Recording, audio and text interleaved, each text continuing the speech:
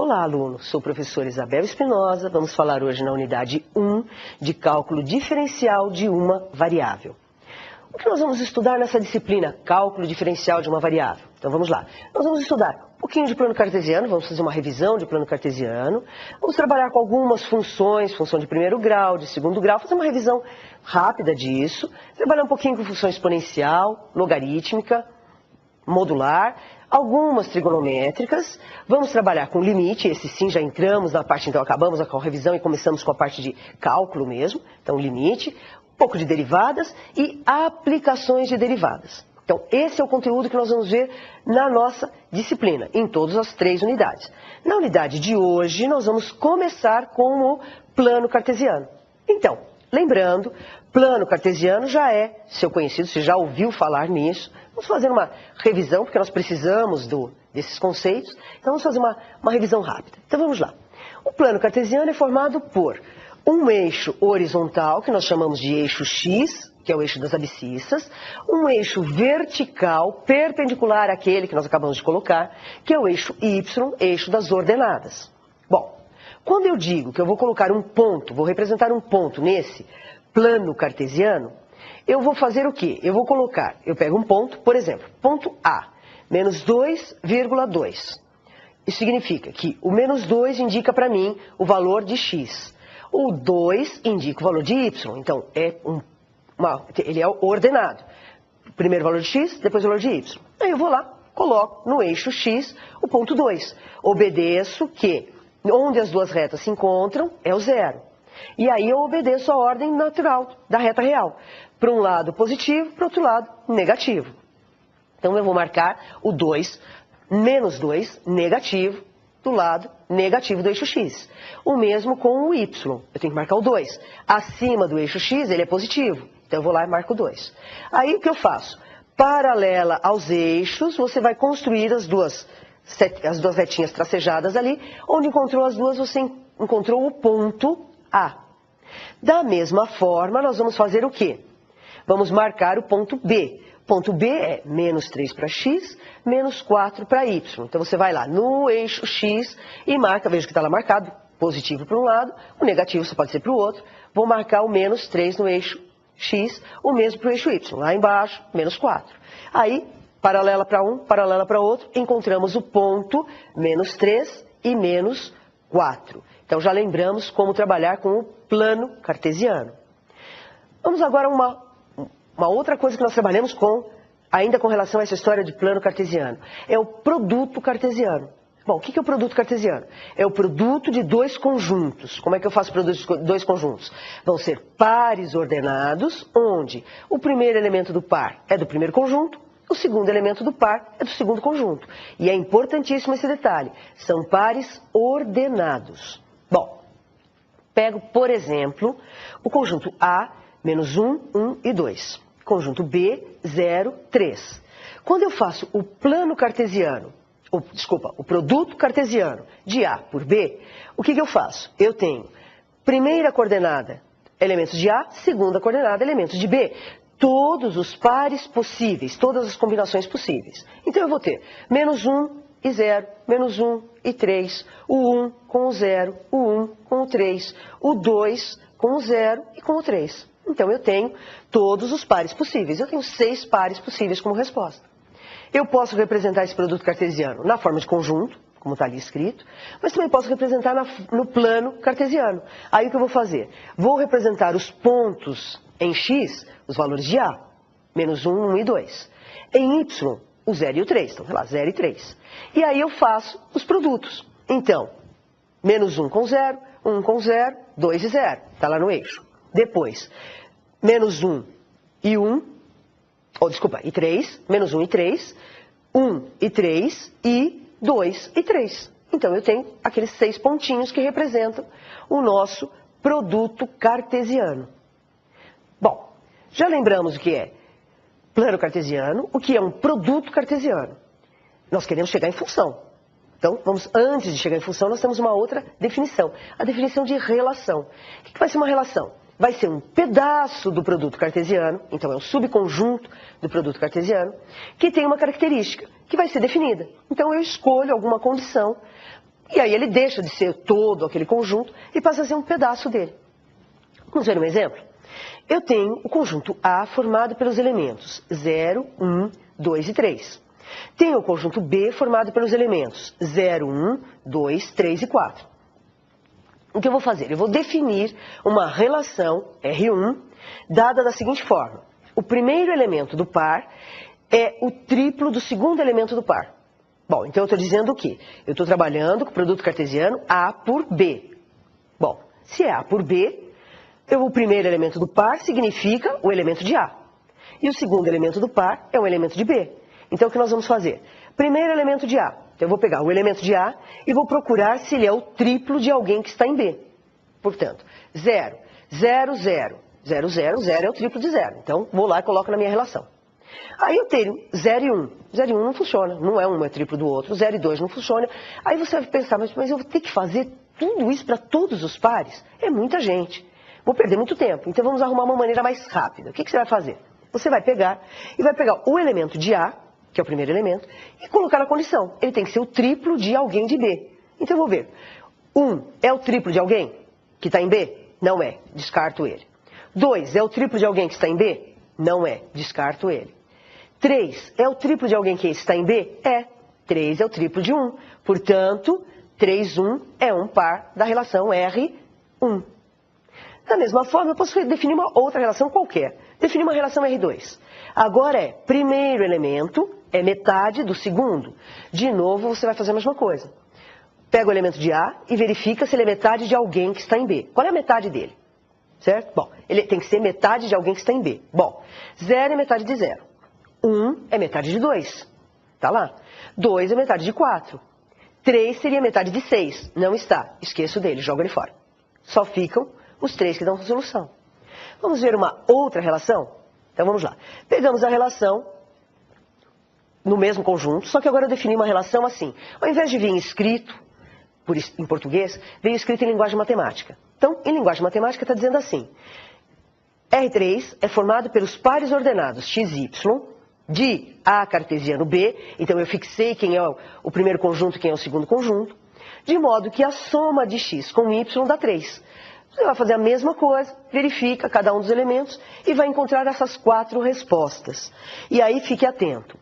Escrever o par 1, 2 é diferente de escrever o par 2, 1. Então, são valores diferentes porque o primeiro elemento de um e o primeiro elemento do outro são diferentes. Então, em lugares diferentes. Então, nós temos para R3 esses 4 resultados. Bom, podemos representar a nossa relação R3 de uma outra maneira. De que maneira?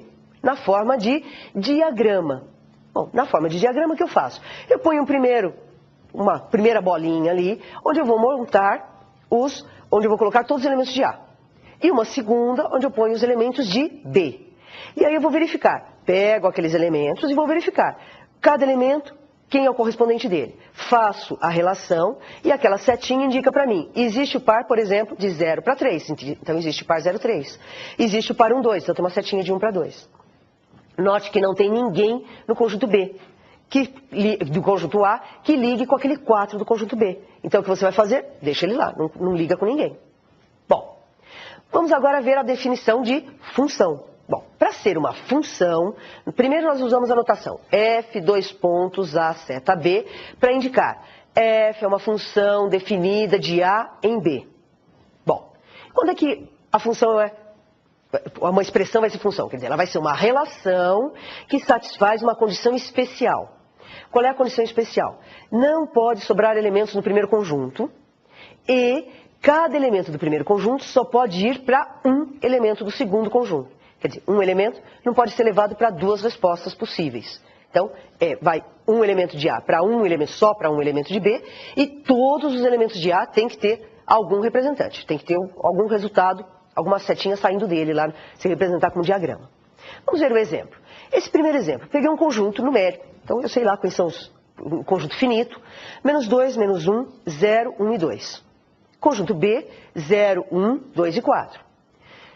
E defino a função de A para B dada por f de x igual a x quadrado. Isto é, cada elemento de A vai ser associado ao elemento, ele, ao quadrado de B. Vamos ver então como fica a nossa função. Então, veja lá, coloquei na forma de diagrama, que é uma das maneiras. Então, coloquei no diagrama, coloquei lá o conjunto A e o conjunto B.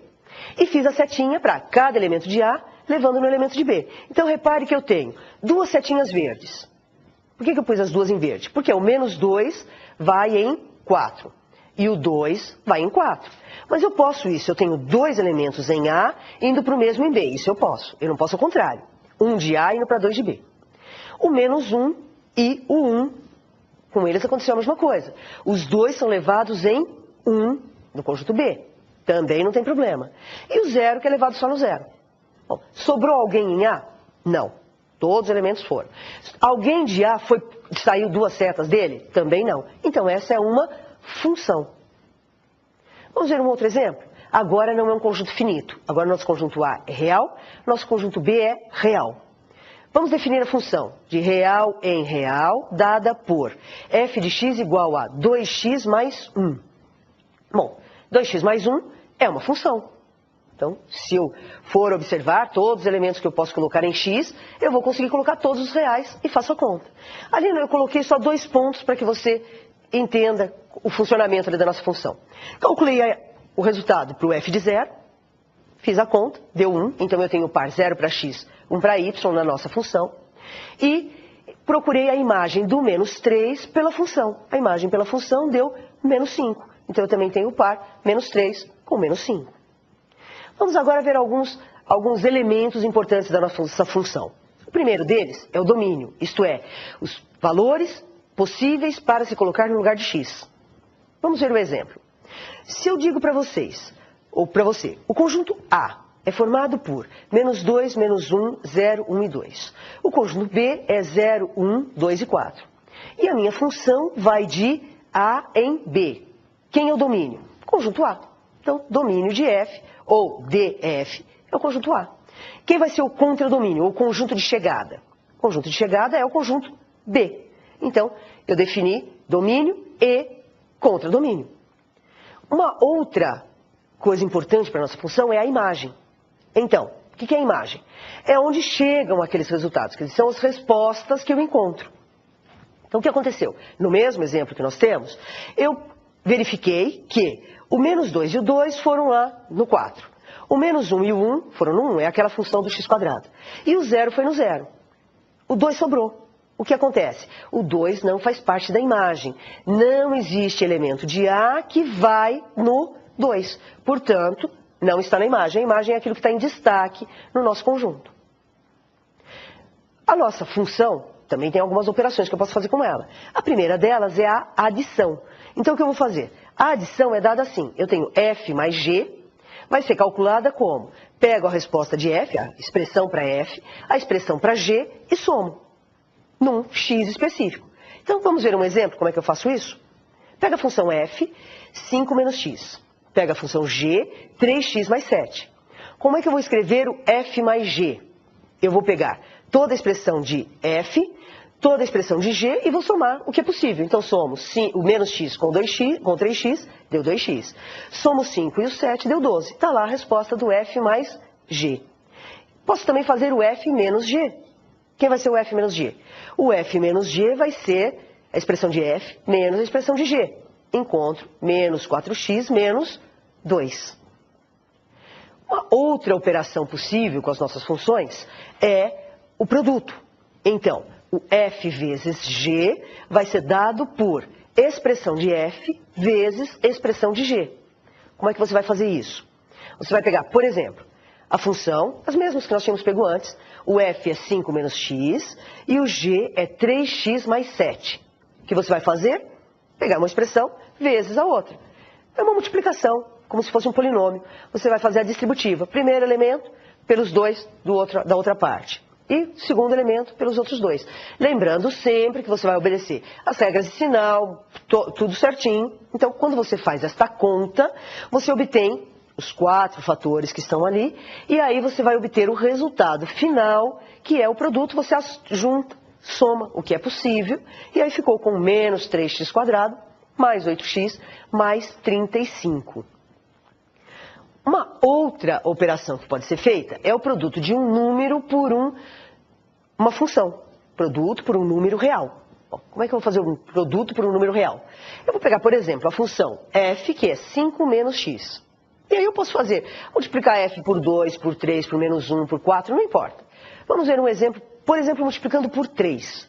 Quem é a 3f? Bom, segundo a definição, é 3 vezes a expressão de f. Então, é isso que você vai fazer. 3f será 3 vezes o 5 menos x. Distribui o 3, 15 menos 3x. O mesmo para o 2f. Quem é o 2f? É o menos 2f. O menos 2f vai ser menos 2 vezes o 5 menos x. Pega o menos 2, distribui, regra de sinal, e encontra menos 10 mais 2x. Vamos agora a uma interatividade. Eu quero saber o produto cartesiano, A cartesiano B, sendo A o conjunto dado por A, B, C, e B o conjunto dado por 1, 2. Esse produto cartesiano é, alternativa A, o conjunto formado pelos pares ordenados A e 1, B1, C1, ou o conjunto, alternativa B, o conjunto formado pelos pares ordenados A1, A2, B1, B2, C1, C2, ou alternativa C, o conjunto formado pelos pares ordenados 1, 0, 1B, 1C, ou alternativa D, o conjunto formado pelos pares ordenados A1 e B2, ou ainda alternativa E, o conjunto formado pelos pares ordenados 1A, 2, 0, 1B e 1C. Pense que eu já retorno com a resposta.